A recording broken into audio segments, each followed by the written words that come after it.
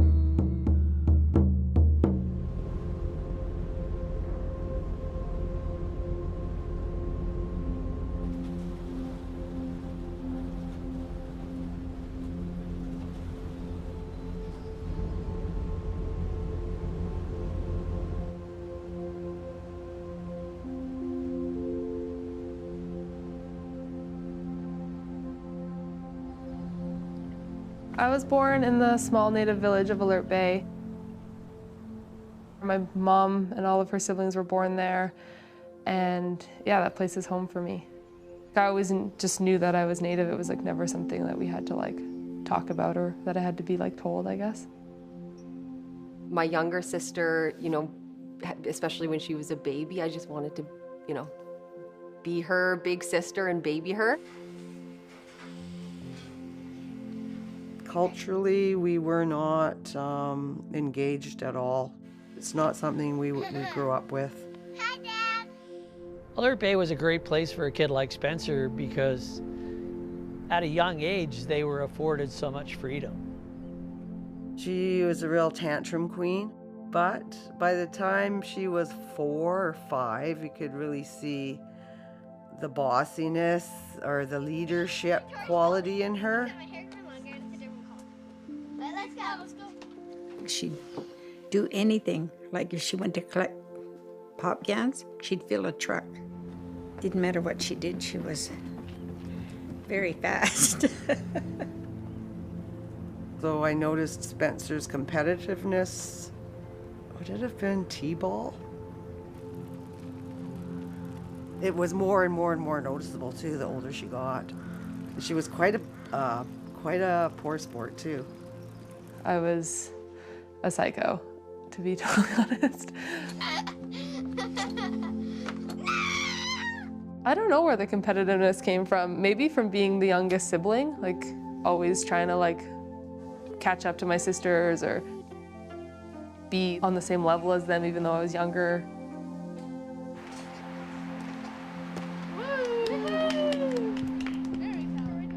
My intention as a fisherman was to find a cool way to make a living. One of the benefits of that was the fact that you had a reasonable amount of time that you didn't have to be on the boat.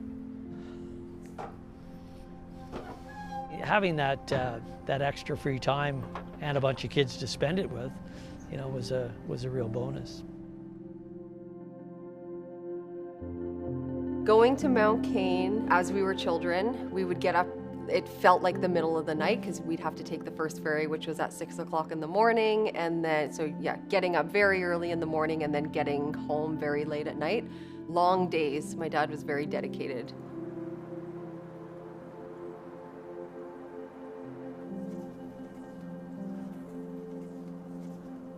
You know, if you live in a place like Alert Bay and you don't take advantages of places like this, then you miss the whole point, because this is a pretty special place. We all learned how to ski at Mount Cain. My dad got us all seasons passes. He would take us up every weekend, and he was like super into it. He like loved it so much.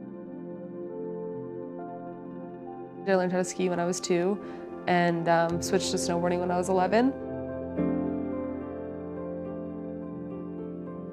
Snowboarding was really cool for me in that respect because I was so competitive. It was one of the first sports that I did Not because I was good at it, because I just really liked to do it.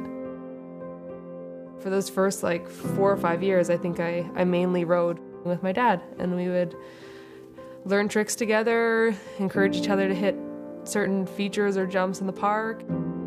We progressed together, which was really cool.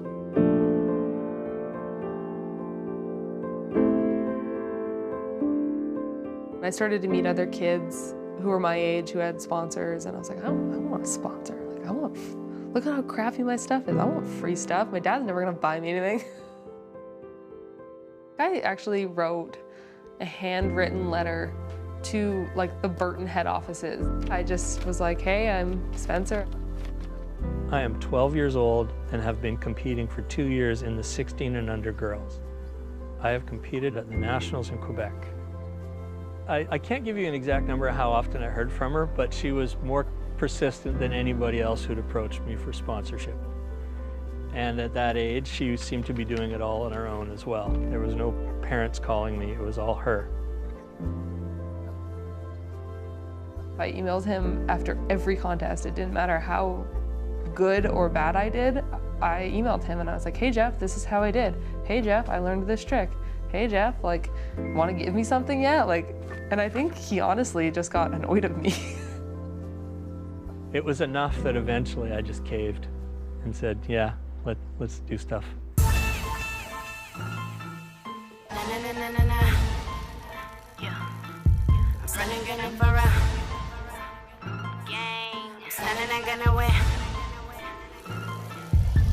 I'm hunting. You think you're intimidating? Oh, yeah, I'm soft, but I mean though. Move back so don't ever get too close. Yeah, I'm soft, but I mean though. I'm soft, but I mean though. Stay broad with my team though. Got my natives and my niggas and my gringos. Said I'm soft, but I mean though. I'm coming and brooding, I'm bringing the truth. Anyone giving truth is a gun. We banging these roots and we be so obtuse, always wrecking the mic that we on. We banging the news, you'll be seeing it soon. If I give you my time, it's an honor. Can't be a goof like Madonna. Be a post.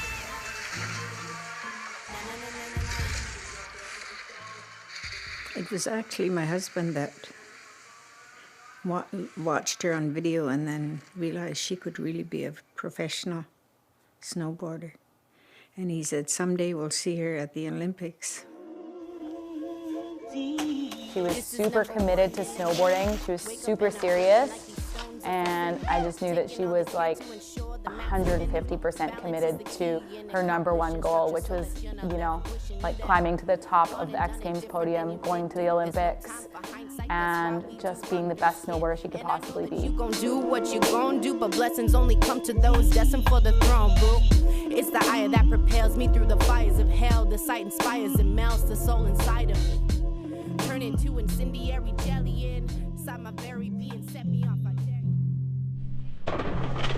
My sisters and my dad continued on going snowboarding every weekend and competing, and really like they took off on a path, and I went down another path. I was just like trying to make snowboarding happen, and really going after like this big dream that I had. And yeah, at the same time, Avis was really struggling with drug use. I first used substances when I was 12 years old, and then it sort of fast forward until I was 21. By the end of 21, I was an IV heroin addict, and I was living in the downtown east side on the street, and really like a walking embodiment on a cellular level of the impacts of residential schools.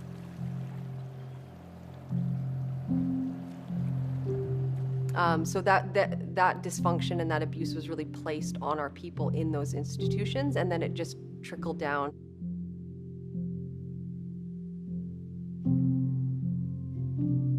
I was like obviously super hard to see my sister in that way, and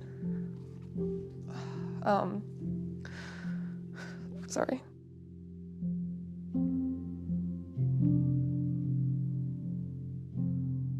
I just like think back on that time and I wonder, like, what if she didn't make it?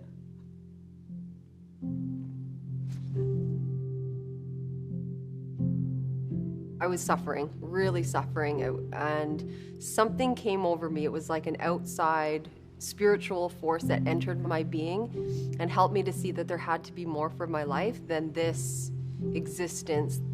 And so what shifted for me was attending post-secondary education and seeing these beautiful, empowered Indigenous women doing amazing things in the world. And I was watching my sister Megan also at the time. She had learned how to weave.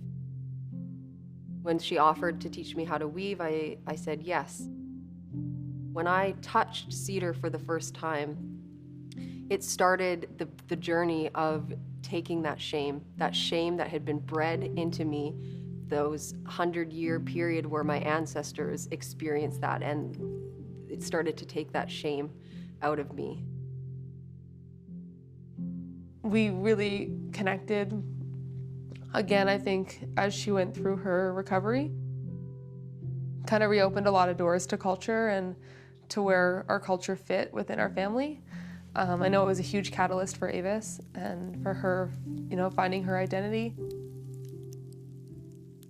In 2010, Megan organized a feast for our family, and that's where we were given our Kwakwala names.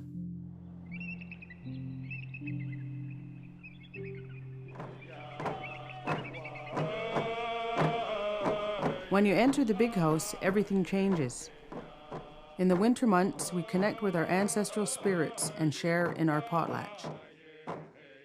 A chief and his family host these sacred ceremonies, passing on the dances, names, and songs from their box of treasures. This ceremony is based on honor and respect. Everyone on earth is given something. This was given to us. When we all came together that day as a family, it was incredible. We all got our names and danced together for the first time, and we, in regalia, it was incredible. Like, that treasure box had been closed for over 100 years, over a century, and to have that opened, and although it wasn't a potlatch, it's a ceremony within the potlatch system.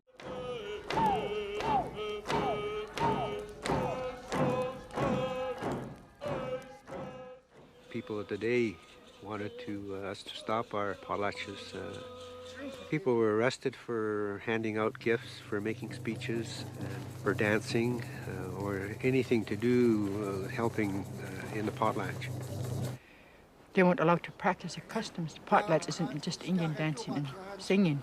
Potlatch was a way of life. So when they took that away from our people, it was breaking down our whole system.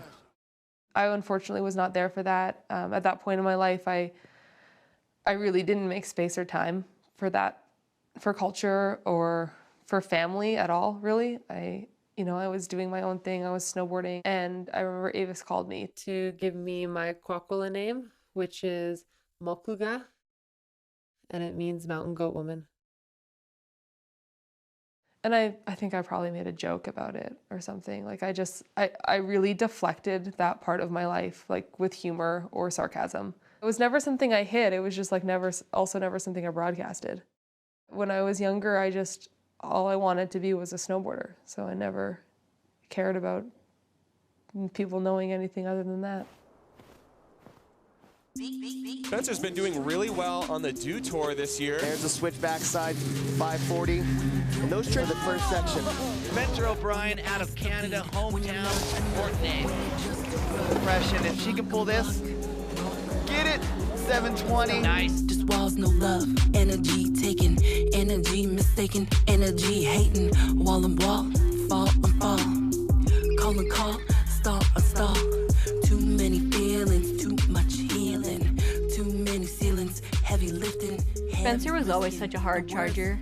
She was always pushing new tricks and learning new things and getting better. That's the beauty of snowboarding. She was always on the forefront of that. Gosh, competing against Spencer was gnarly. I hated losing to her, and she hated losing to me. Her and I progressed each other a lot for many years. Spencer O'Brien was for sure a household name in competitive snowboarding. Anyone who pays attention to that side of snowboarding for sure would have known who she was. One of Spencer's nicknames is Suspense. That might be a little behind the scenes, but it is suspenseful with her. X Games to snowboarding is the Super Bowl to football. It's huge. And yeah, and there's, especially at that time, X Games carried a massive, massive weight on a rider's career. If you won X Games, you were set. Spencer's dad, Brian, he would drive to X Games, Dew Tour, and some of those would be multi-day trips, sort of 40-hour drives. It speaks to his belief in his daughter and the bond they have together, that he's happy to drive across the country for it. Spencer O'Brien is here. Let's do it. From Whistler. She's one of those riders who the last few years you're like, this is Spencer's year, this is Spencer's year. She showed us repeatedly that she has the skills, but will she transfer that ability into the run that she needs to overtake Jamie Anderson or make it onto the podium? If she can get this frontside 720, which is the second hit, I think she's got it. Well, she's had a problem with too much speed on this hit right here. Will she be able to land it all right? Indeed, can she hold her line though? Oh! Literally the second I landed back 5, I said in my head, I am going to win X Games. And by the time I realized I was like totally screwed, I couldn't stop.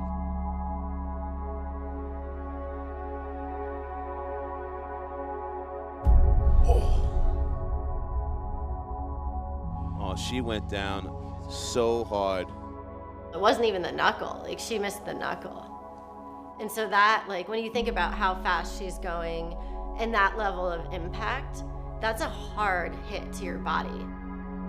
Her dad, Brian, and he said, you know what, I'm not gonna stand here and watch, I'm gonna get up there and tend to my daughter. Seeing her dad like jump the fence, run out to make sure she was okay. As a dad, that's pretty powerful.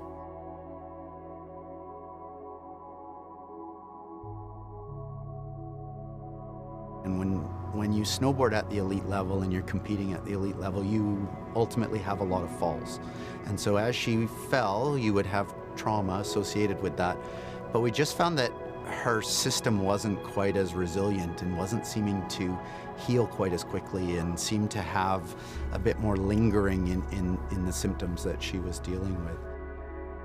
I was coaching Spencer when her health started going downhill, and it was a bit of a snowball effect. From an athlete perspective, like it was so disheartening to like not know what was wrong with me. And to just see like the months, the weeks and the months like trickle by, and to see like my body just deteriorate. It started with just some kind of lingering injuries and some weakness and imbalances in some spots. You could tell that it was taking its toll, and there's just not really time in a season to slow it down. I was like, hey, this is Olympic qualifying year. Like we gotta go, we gotta go. At that point in the season, I couldn't lift my arms above my head.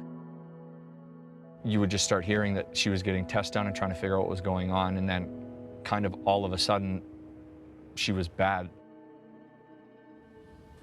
Okay, so how you feeling? What are you doing? I don't want a video. Oh.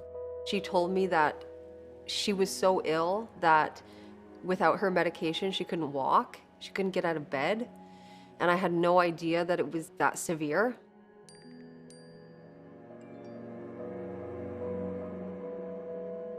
I truthfully didn't know anything that Spencer was dealing with health-wise.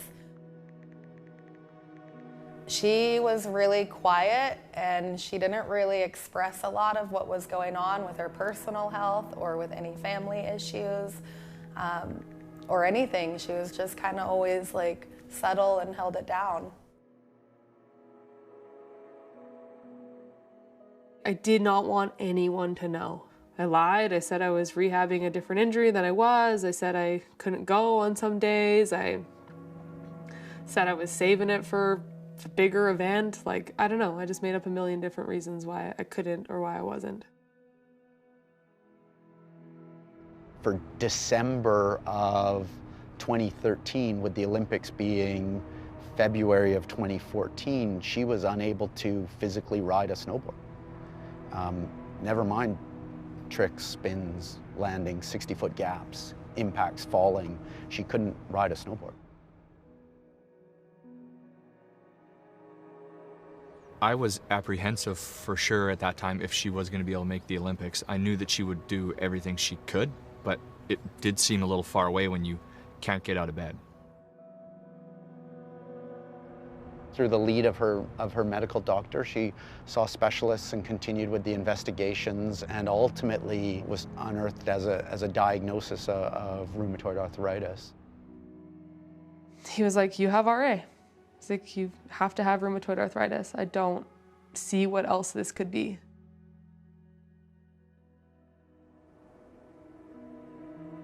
The diagnosis is great, but I can't move. Like, how am I going to snowboard?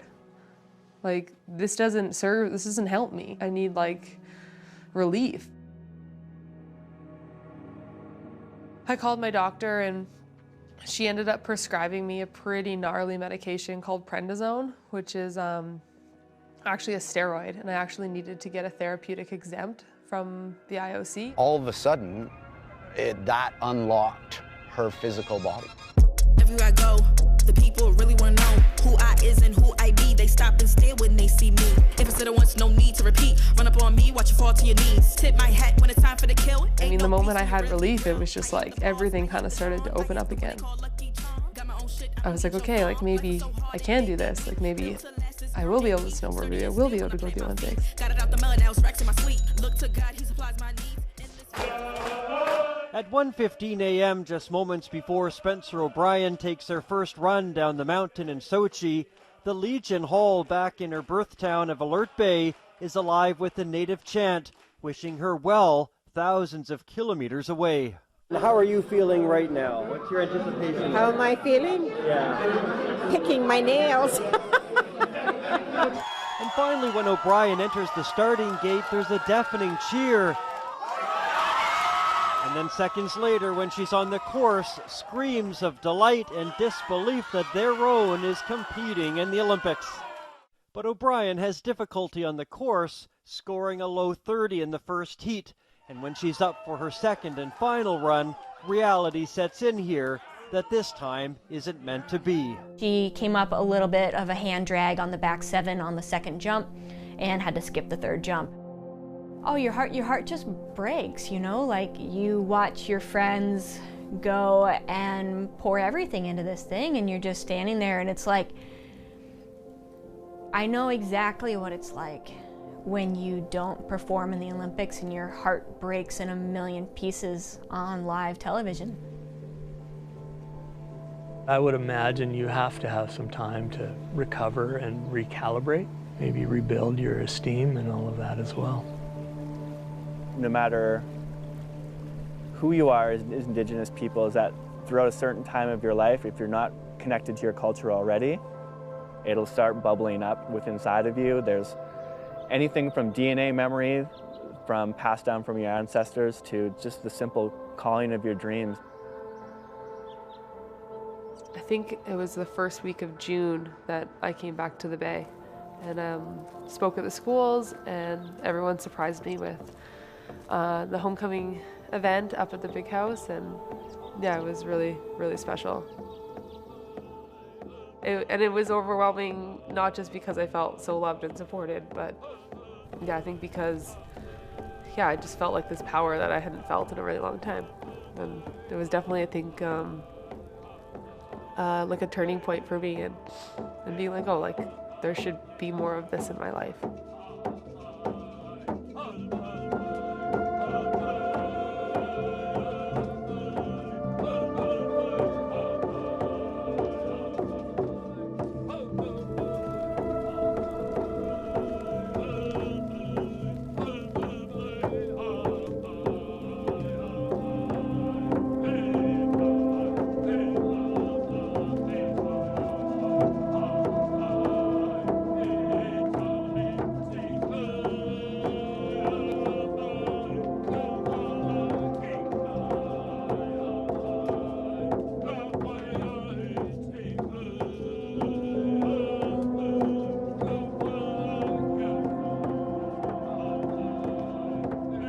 Seeing the power, you know, the power that exists, the spirit that exists in the Gyuksy, and to be celebrated and to be uplifted by your community. That's what our culture is about. Our culture is about being together and being in unity and uplifting one another.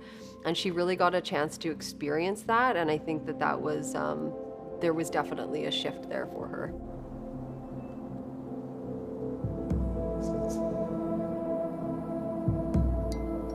March 3rd, 2014. Sochi has come and gone. I'm heartbroken about the result, but grateful to have made it there at all. The past 7 months have been a whirlwind of emotions. My arthritis diagnosis, coupled with the pressure to get ready for the games, was almost too much. I was scared I wouldn't find relief, but the doctors have found a treatment plan that's working. I'll have to be on medication for the rest of my life, but at least I can still snowboard. I wish the outcome had have been different, that I could have had the fairy tale ending. I'm going to do everything I can to get back to where I was. Spencer, she has such a lovely personality. She's all fun and games, but when it's on, it just switches. You just see it in her eyes. It's just like go time. And she's about to mess shit up. This is it, this is lit. It's my time to spit, my time to risk it. Break out, stand out. Gwen Stefani, no doubt. D and Cher, clueless. Witness the fight, witness the high. 5-2 is my high. Move mountains, count money, accountant. Re-up, family allowance, streams on streams. I just felt like all these years of hard work had like kind of clicked, and like a lot of puzzle pieces were there, and I was riding the way I wanted to. I was learning new tricks, I was changing my runs, I was confident.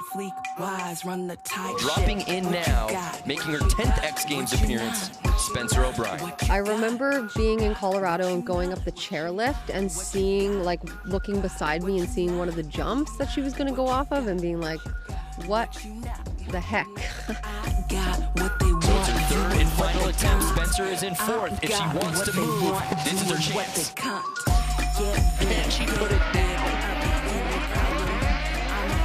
Backside 900 from Spencer O'Brien, the first 900 we have ever seen in women's competition. Brian O'Brien, that's her down.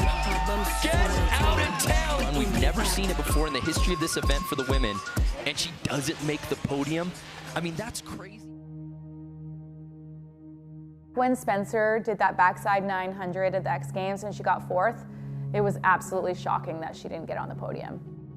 How could you not recognize such a difficult trick thrown on one of the biggest jumps? Like, it was just messed up. I don't know. Sometimes it was like, were the judges sleeping? I remember Spencer being super upset, but I also think it kind of gave her more motivation to be like, F you guys, I'm gonna go dial this in, get it perfect, work on my overall riding, and come back and kick ass next time. When you're at X Games and you're trying to put 7 consequential features together with the best tricks that you have available to you, and you gotta put them in that course, and that course is a meat grinder. I always write in my journal the night before a contest. I like write down what I was feeling, and I remember like going to bed that night and being, I don't know, just pretty nervous and pretty frustrated and not sure if I should change my run or what I should do. And I think that was the first time that I ever wrote down that I was going to win. Starting with this young woman, Spencer O'Brien. This is her 11th X Games appearance. She's never won gold. She's got that 91. She sits in first place. What will she do on her third and final run? Very, very difficult trick. Spencer O'Brien making it look easy. Coming into this money booter backside, ladies and gentlemen. Backside 900, Spencer O'Brien! What just happened? Spencer O'Brien, you're sitting in the gold medal position and then you put a run like that out there? In disbelief, Brando, in absolute disbelief. Ever since I was a little girl, this is all I wanted, so it feels so good. I can't explain how good it feels, and just so happy to be here and so proud of where women's snowboarding is right now. Spencer came back from what some people would say would be a career-ending condition, right? Having rheumatoid arthritis and being in that type of pain. And Spencer came back and took the Detour win and then won X Games and was just on her way. She has competed in so many X Games since she was a very young woman.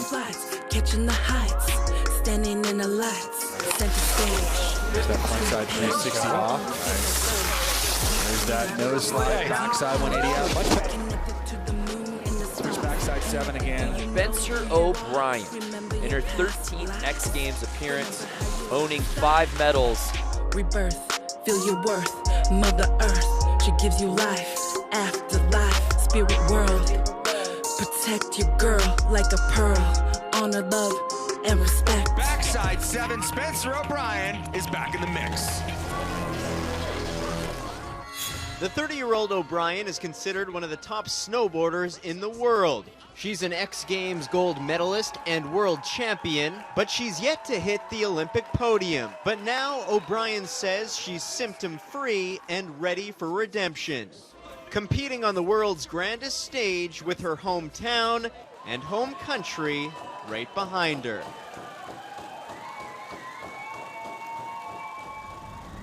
Oh my gosh, the 2018 Korea Olympics were an absolute joke.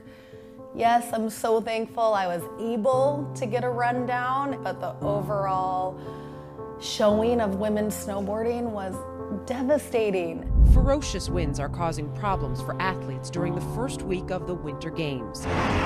Gusts up to 45 miles per hour have disrupted or postponed numerous events. We're at 1,100 meters right now, or 3,800 feet, to try to give you some sense of what the athletes are feeling on the mountain. It was freezing cold. There was like minus 35 and super windy. I saw like swirling, like the snow was like moving really weird, and you just know. My body was just like, we're not doing this, not today. We're not dying at the Olympics. We come such a long way to show our best snowboarding, and with that weather in that situation we just couldn't, and we didn't have, like, it was no fair chance at that point. Being in Spencer's shoes that day, like, it would definitely feel like your dream got taken away from you. And so, yeah, she was robbed of that. But instead of being sad, she was mad. And she should have been. Everyone should have been, but and then she spoke up for everybody, which was amazing. The Olympics are supposed to be the pinnacle of sport, a place where the world's best gather every 4 years to showcase their abilities. It's a dream most athletes hold close and work tirelessly towards. People landed on their heads and flew out of control over the jumps. The way that she wrote the article was very much how she lives her life. It was very powerful, leading people with her, and it was so articulate. And to be honest, I felt it was like the best way of responding to everything that had gone on in Korea. Every event has its flaws, and the weather will always be a factor. But if we can learn anything from these games, it's that rider safety and communication must be paramount. At the end of the day, 3 exceptional women walked away with hard-earned and well-deserved medals, but our sport as a whole took a very big hit.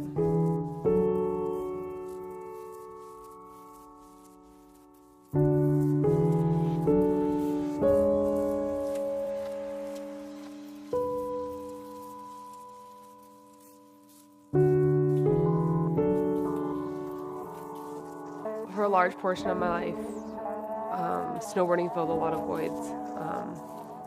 I wasn't very close with my family, didn't have a strong connection to my culture or where I came from, and it just I just like looked forward and kind of had these big dreams, and I had big goals. There was just so many incredible things that were happening, and it made it really easy to like kind of put certain things aside.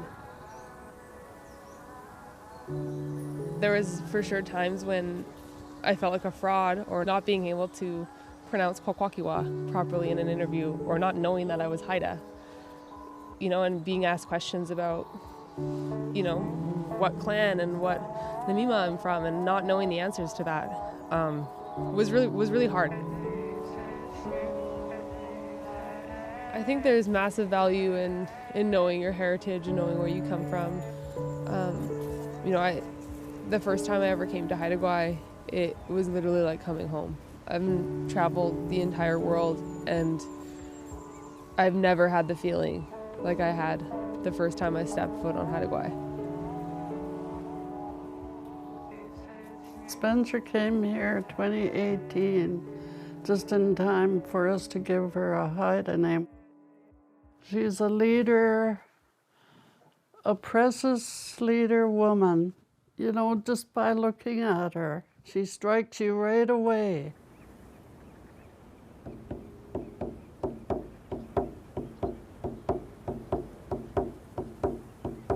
Looking uncertain, hidden, wagant lagay season. Young sir, his good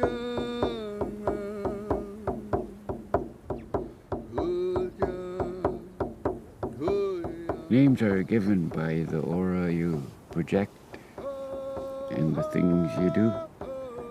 People aren't remembered by what you say, but what you do. You could have a million words and say nothing, but when you do something, they'll remember.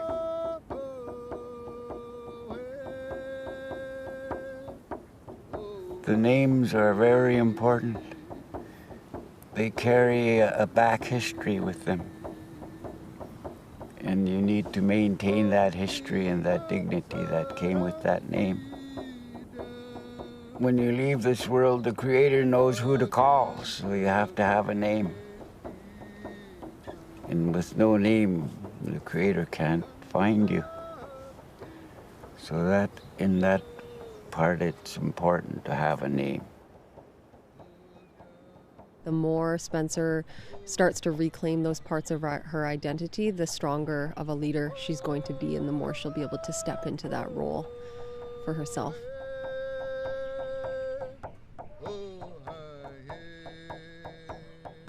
My journey with my culture, has been pretty complex. It's been pretty interwoven with, going to 2 Olympics and, snowboarding full time. And it took me a long time to want to embrace my culture and want to make space for it in my life. And it was a really big reality check for how little that I knew. It made me feel, I guess, like a fraud or like an imposter. And I think kind of like I didn't deserve to be given that role of representing the culture. Claiming that part of our ancestral identity and strength, and centering that, there's something in that resilience and that strength that we have as a people that has allowed us to survive 500 years of ongoing and attempted genocide. I mean, I think when you get that many generations sitting down at a table, especially from the same family, it's like you really see the effects of colonization and it's, I don't know, it's just interesting, like what my grandmother had to endure and the changes she had to make and the sacrifices with her culture she had to make. You see the power of people like my sisters who are kind of taking back their culture, and then you have someone like me who was almost the perfect example of colonization, where I had no connection and I didn't want any.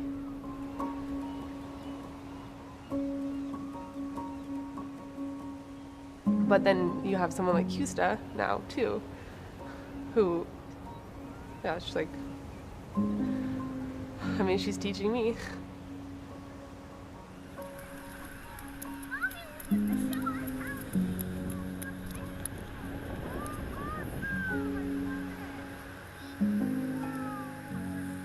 Our relationship really started to flourish when Custa was born. Custa has really been a bonding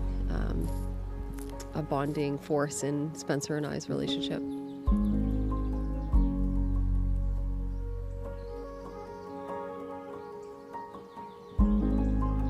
Custa's experience in the world and the way she's being raised is very different. She's really being raised, rooted in culture.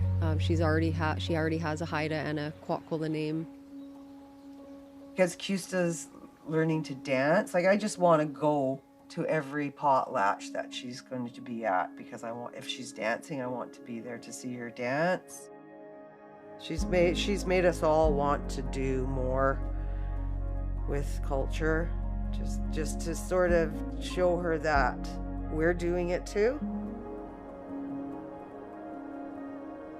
I guess that's why in our language, in Kwakwala, we call our children Kwalayu, and that's our reason for living.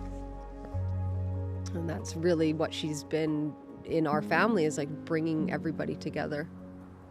Now that we're able to bring Custa to the hill, it's kind of like it's almost kind of like a repeat. Like it's like, oh yeah, I get this. I remember what this was all about.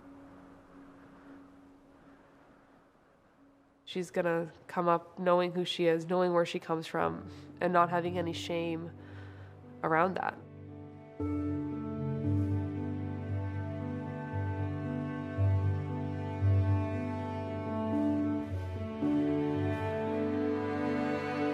For a large portion of my life, snowboarding filled a lot of voids.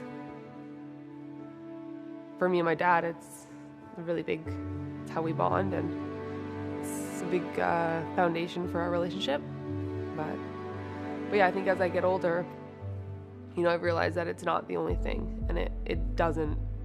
Maybe it temporarily can fill certain voids, but at a certain point you have to grow up a little bit, and you have to do that work to really know who you are and where you come from.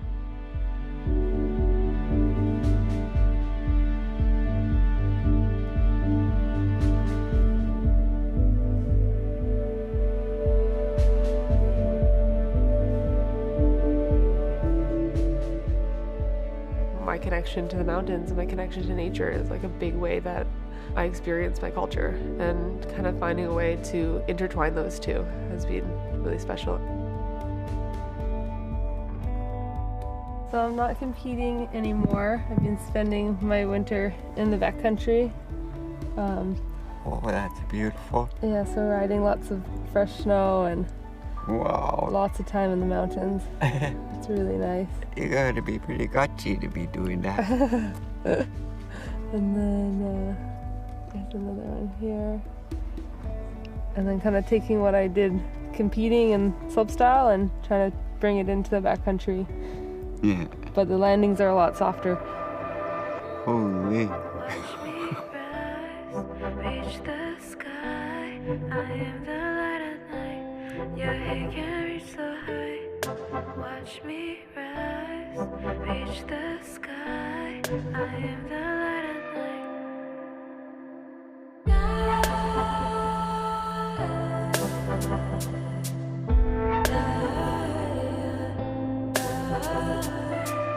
I think when I was younger, I was just like, I'm First Nations. And now I'm Kwakwakiwa and I'm Haida. We are the Kawasista Eagle Clan of Haida Gwaii and the Giggle Gum Namima of the Ligwith Dao. My Haida name is Kul Jad Kuyas, which means precious leader woman. My Kwakwala name is Mokugla, which means mountain goat woman.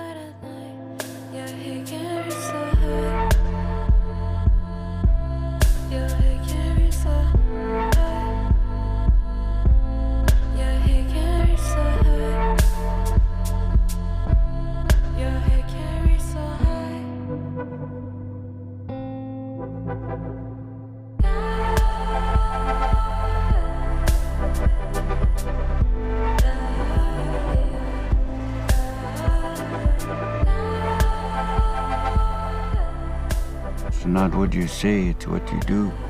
You could tell a story about a great snowboarder and never have done it. But when you see it happening, there's no denying it. The power of our people comes from our history.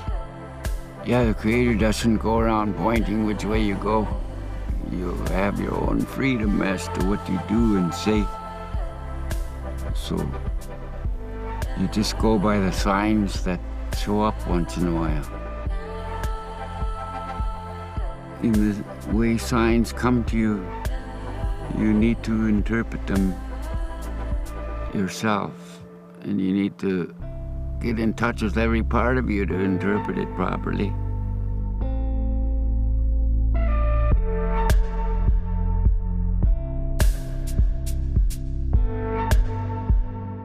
This winter, I saw ravens all winter. And like, of course they're out there, but I'm not someone who really believes in superstitions or coincidences or, you know, any of that kind of stuff. And I think around February, I was like, these ravens are like following me around. I was like, I've seen them everywhere. And yeah, to me, like that's, you know, those are my ancestors. And the raven is one of our crests in Haida. It felt really like reassuring to see them out there. It felt like, in a way, they were like guiding me and like that I was on the right track.